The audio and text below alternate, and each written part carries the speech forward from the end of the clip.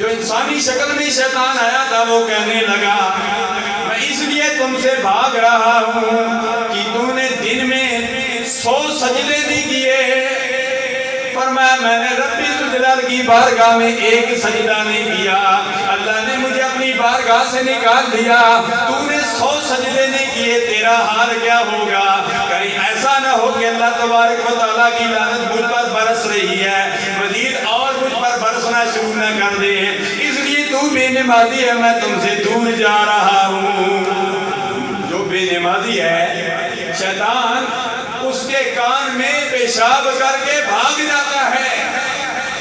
یعنی بے نمازی سے شیطان بھی بھاگتا ہے کیونکہ اس نے 100 سجدے نہیں کیے ایک دن میں. شیطان کہتا ہے میں نے ایک سجدہ نہیں کیا. رب نے فخرج منہا فإنک رجیم کا توق میرے گلے میں ڈال دیا. کہیں ایسا نہ ہو لعنت پہلے بھی برس رہی ہے, کہیں اور زیادہ لعنت برسنی شروع نہ ہو جائے.